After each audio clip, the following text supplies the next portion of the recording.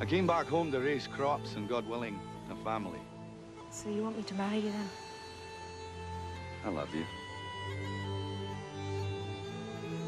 Scotland. My land.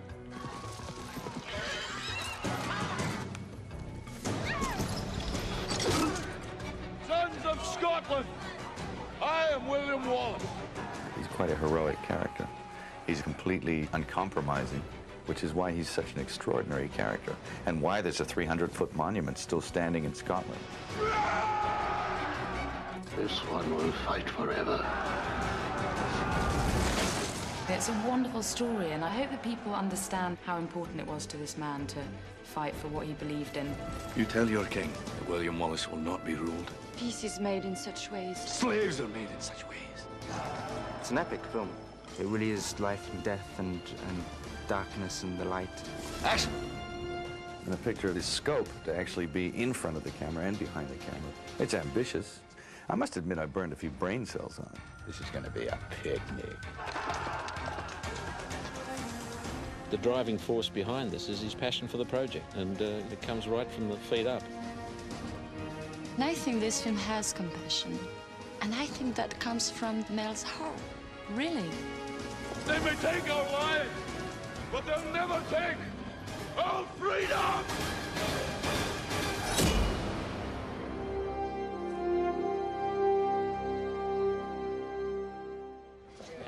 Stand by. Let's get our original positions, please. Here we go. Roll. Sound speed! E-camera marker. Action. I want this Wallace's heart on a plate. Shift nervously and put the foot guys in the background. Is he gonna send you? Look up to your commanding officer. Is he gonna send you? Eyeball him. What's going on? What are you waiting for? Lead them! I never was conscious of a point when I wanted to be an actor or a director or anything else. It just kind of happened. I'm a real film nut. In the 60s, when I was growing up, I was mainly acquainted with film through television. And I like the big ones, you know. I like the big country, you know, that film, that Western.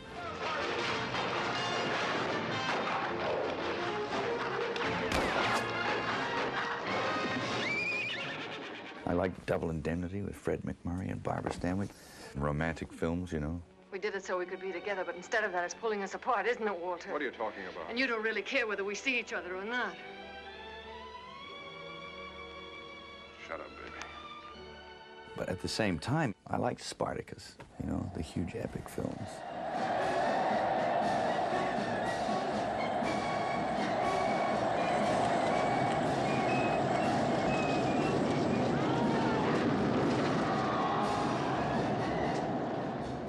These films were great films, great films. You can still watch them and still get the same buzz off them. And it was the epic films that really inspired me to do Braveheart. Stand by. This is a little piece of cinema history. Rarely do you see this many people in a shot. The script was given to me on an acting basis, of course, but I felt like I had to tell the story all of a sudden because I kept reworking scenes in my head, you know. So that's a fairly good indication that you should probably direct it if you're building the images and sequences in your head. I am William Wallace. You've come to fight as free men, and free men you are. The script was a very haunting piece of work. It wasn't predictable, and just the sheer size of it, and it's just a funny corner of history that I'd never heard of before. It's based on a character called William Wallace, who did exist in the 13th century in Scotland. He was a commoner. He was also a patriot. He was actually successful in defeating the English. Wallace was truly interested in liberty and loved his country, and he really just wanted to be free and wanted freedom for his fellows. But at the same time, he was kind of a savage. Because at the Battle of Stirling, he skinned the commanding officer on the other side and turned him into a belt. Probably a matching handbag and shoes, too, but like, so like this is the dichotomy of the man. If we join, we can win. If we win, well, then we'll have what none of us have ever had before. A country of our own.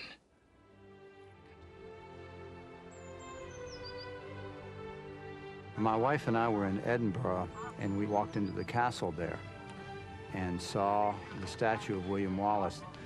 I thought, this is a Wallace, a famous Wallace, and I'd never heard of him.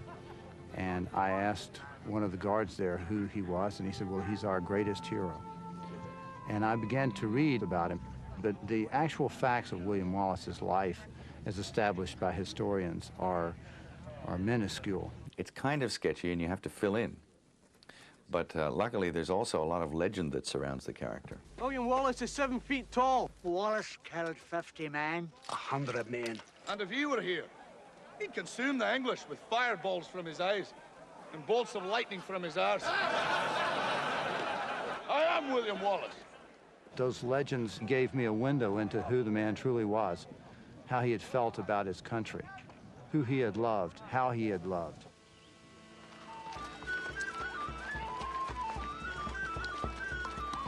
I'm playing Murren, who is the woman who William Wallace falls in love with.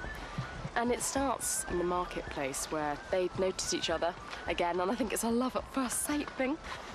And there's a link there from an early age.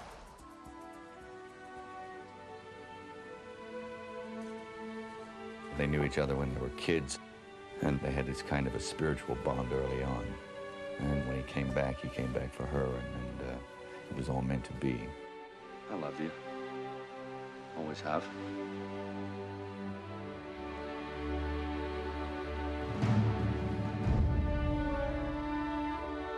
She represented his desire to live in peace.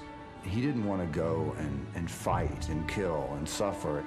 He would have liked to have lived in peace, to have raised a family. And she was the thing that propelled him. He carried her with him always, whatever he did, wherever he went. I will love you my whole life. You and no other. Catherine McCormick hadn't done much before. I think she'd done a small film, and I just kind of got a vibe off her. I just liked her. She's a very likable person. She's beautiful. The character needed to be beautiful. She's a good actress, and she seemed just right for that part. Action. First day was very tense. I was, oh my God, big budget, huge budget. What do I do? But I'm working with Mel, who's, I thought, oh no, big superstar, but he's just the nicest guy, really down to earth. Cut. I find when I'm actually doing a scene with him, I don't get so much direction. We sort of feel things through a lot more. And he's great for ad-libbing and just letting you run with the script. It's a very human story about real people. There's real characters on the page, and it was my job to strive to make those characters even more real. So I was casting this thing for months. And I didn't read anyone. You know, people read people, and I don't think that that's any use. So what I used to do was just sit down and talk to them for 15 minutes, and you can tell. The trouble with Scotland is that it's full of Scots. Nobles are the key to the heart. Patrick McGowan is a very intelligent actor who I admired as a kid. And I used to watch Danger Man and The Prisoner and all these things on television, which he conceived these things. So that I was really flattered when he agreed to do this. The archers are ready, sire. Not the archers. Arrows cost money. Use up the Irish. The dead cost nothing. Patrick plays Longshanks, which is the nickname for King Edward I. He was one of England's most ruthless leaders, and he was not very fond of William Wallace. Bring me Wallace. Alive, if possible. Dead. Just as good.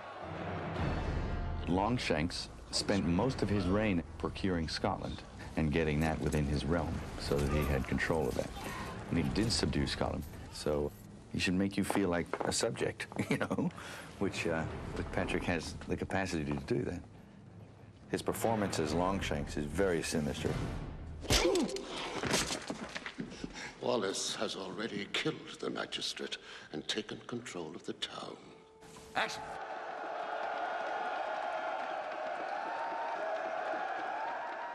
And a film of this size, coupled with the responsibilities of acting and the pressure of directing, it's a very demanding task. It obviously puts a lot more pressure on Mel. Oh, it's an absolute passion for him. He has his own point of view, and a very strong point of view. What's wrong with having a couple of poles sliding this way, just through the shot, you know? It's totally absorbing, so that you live, eat, breathe, sleep this story and the telling of it.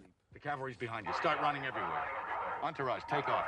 It's like being dropped in the middle of an ocean, and you just look around and there's nothing but water around, but you figure, well, there's got to be land. I think I'll go that way, and it's just one stroke at a time. I had to get up earlier than everyone, really, because I had to get dolled up and ready for the, the task ahead. Okay, we're gonna shoot. Fire, please. What I was doing was just hopping in front of the camera, and doing it as best I could, hopping off, looking at it. If it wasn't a total disgrace, I might do another one for safety and get the hell off. Oh, man, that's a good camera.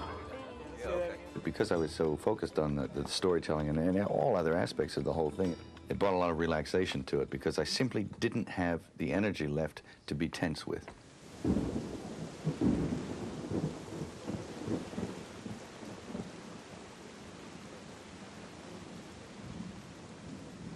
Scotland was very rainy. I mean, it rained almost constantly. Not the real teeming kind of rain, but the kind of rain that always drizzles and never stops. They had chosen to do the filming up near Inverness. And when the filming began, they discovered that it was one of the rainiest places, in fact, the rainiest spot in all of Europe. It's all a question of conditioning. We just decided to shoot. I just said, you can't worry about the weather. You just got to go for it. Otherwise, you'd never get it done if you stopped every time it rained. And so we just shot it. I gotta get used to it anyway. Let's do it. Well, it was miserable. We had to do take after take after take after take.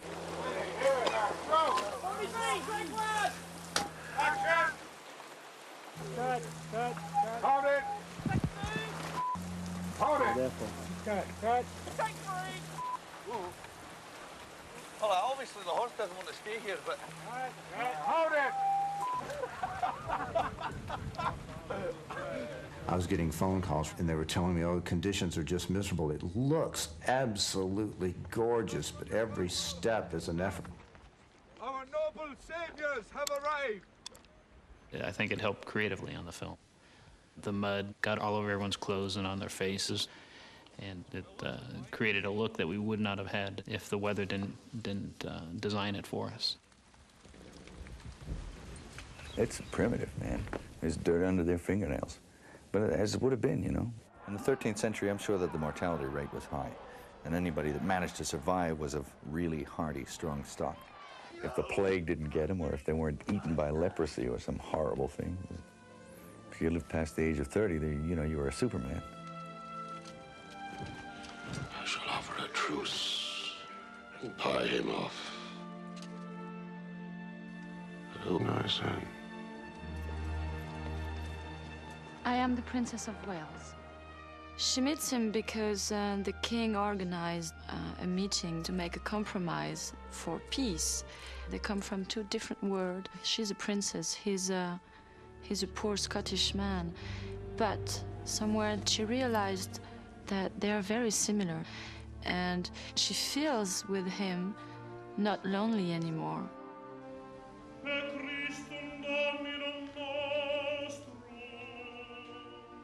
Longshanks selected the bride for his son, Edward II. He picked this beautiful woman who was brought to London to meet a man that she didn't know, who didn't know her. And there was truly nothing between the two of them. It's her big day because she's getting married. And we realized during the scene that her husband doesn't love her, and he probably loves someone else. And this someone else is just behind my back, and he's a young man. So it doesn't matter if it's a man or a woman. The fact is that she's not loved. I found that relationship fascinating, and Mel captured it in absolute beauty with looks. No, you were doing great, but I think it's the last one you look up here. In their wedding, there's no dialogue at all. It's shot with just looks, but he absolutely captured the separation of these two people and the tragedy of two people brought together and expected to love each other when there was nothing between them. Mark up. Action. Sophie has been in film since she was like a kid. She's very experienced and a big star in France. So she knows her way around a film set, and she knows what to do in front of the camera. Now, Sophie, peek out.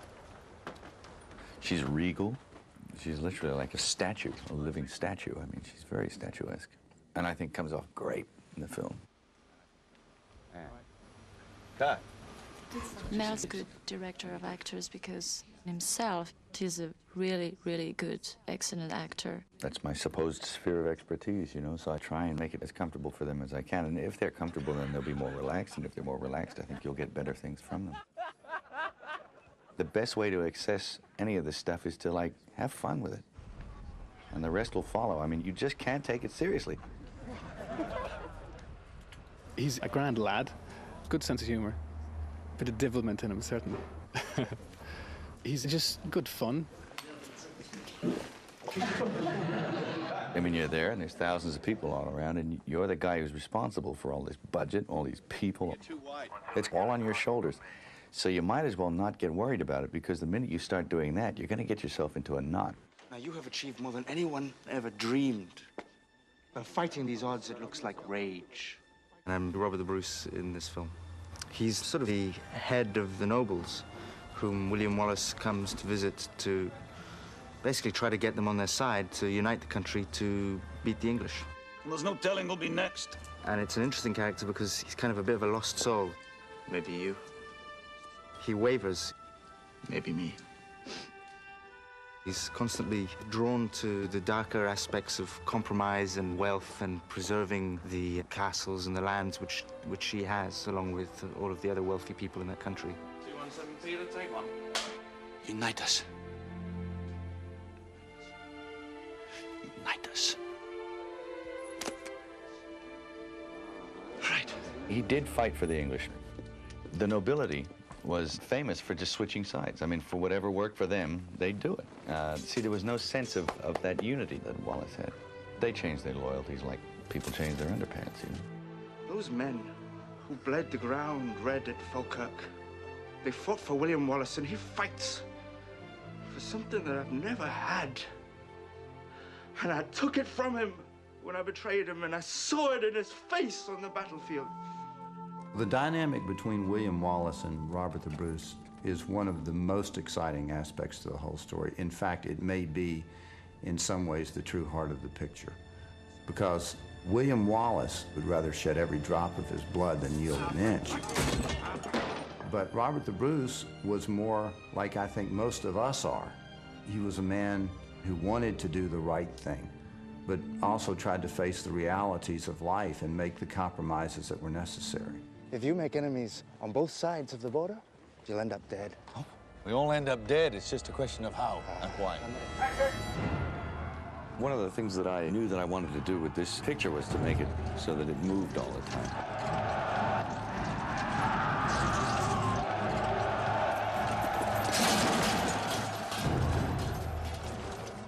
I watched all the battle films I could lay my hands on to see the kind of territory that's been covered before, and then tried to go further with it and really get the feeling of what it must be like to be in the middle of a 13th century battle. Get the smell of it. Your friends are being hacked to pieces. They're getting war picks slammed into their helmets, and their brains are falling out. My God. You have to execute it like a battle. So a large number of people sat around a table, and we actually planned these battles out, did storyboards and the whole 9 yards, because we knew that once we got in there, we were going to have to rely a lot on pre-planning. So be absolutely still and just looking straight ahead at what you got to do and what might be coming at you.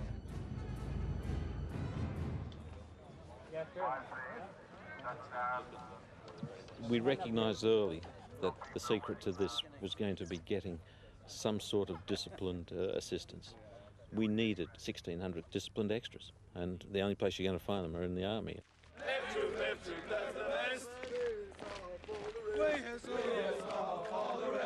We're using the FCA here in Ireland, which is their volunteer force, so we're blessed by using disciplined troops. We drew up a document known now as the battle plan, which is an interlocking tent system to accommodate 1,400 men, where they come in the morning in fatigues, and then, having gone through the system, come out in the other end as Scots. We were fortunate to have the reserve army, and they were divided into companies of 50. But it was an incredible system. They'd start in the wardrobe tent and put on their battle gear. Then they moved down to makeup. Get your sunscreen on, then get your dirt on. Let's go. And we put war paint on them, and then they'd smear themselves with dirt and mud to make them look like real savages. Rub it well in, backs of your legs, backs of your necks. Do your ears, check the guy out next door. And then finally we'd march them down into the armory where we had thousands of battle toys for them to pick from. Come on, guys, it's not a shop. Just pick one up and go. There were some days there when there were over 2,000 people involved and with but one purpose, with but, one vision, which is, it's kind of cool to have all those people working for that one shot. There's 1,000 bare asses. That's got to be in the Guinness Book of Records, the most bare asses on screen in one shot. I don't think I've ever seen that before. And that is accurate. The Scots, they used to lift their kilts and flash the other side. It used to freak the other side out. No point resisting. You're outnumbered and trapped. Now, where's Wallace? The military brilliance and innovative spirit of William Wallace is one thing that certainly comes through in the film. He was inventive. He was a genius of military strategy. He was an instinctive battlefield commander. And it's fascinating to look at a man who was able to pick up a sword and stand his ground on the battlefield.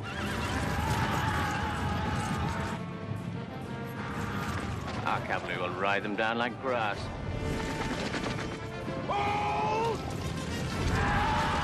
Wallace was the first person to really stand up against these horse charges with the use of the schiltrum, which is like a lot of sharpened wooden stakes.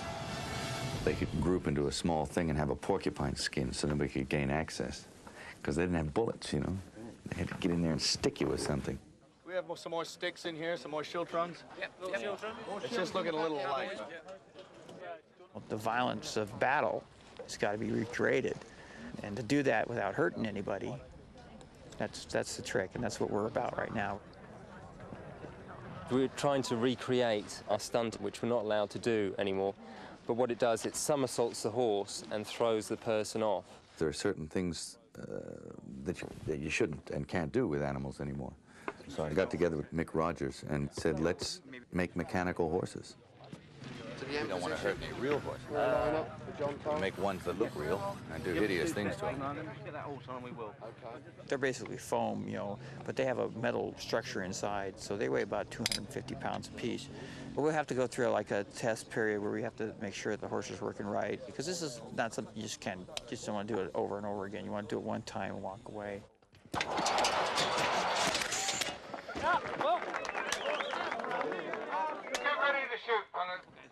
All right, the track is now live, so keep off the track. Stay off the tracks. This shot here, it's expensive. These horses cost $100,000, and the track costs about $40,000, and the time involved, 30 stunt guys. We're trying to put 9 horses, 3 of them mechanical, crashed at one time. Here we go. And roll. It's great. I don't think anyone's ever done that before. Action!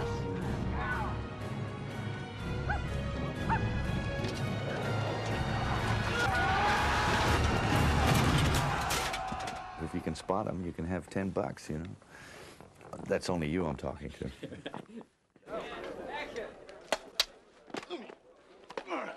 When you're doing battles, you have to have the choreography of the hand-to-hand stuff planned and blocked. Bang, bang, whack. It's interesting because they used primitive weaponry. The axe, yours for the axing. Just quite impressive, just a big chopper. Oh, that's some piece of work. Deep injuries, mainly impact implements. The hammer, the Common Garden mallet. There's the chain with the ball and chain.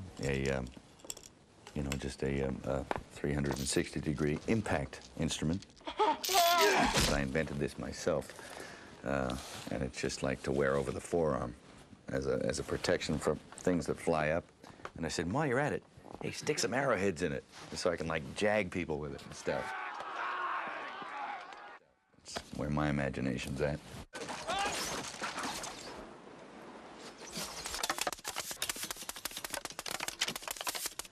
cut it. We got some great toys now that people from the past didn't have. You know, Kubrick, when he did Spartacus, didn't have the toys that we have now. You load the arrow machines up with rubber arrows, and it's like a bank of mortars all lined up on the back of a truck, hook up to an air cylinder, and you just like pull the plug and it goes, and everything just goes.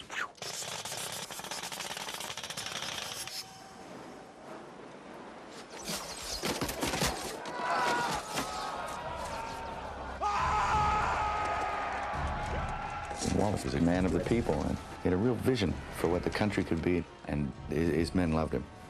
They'd follow him into hell. Are you ready for a war? Stand by, ready, and action!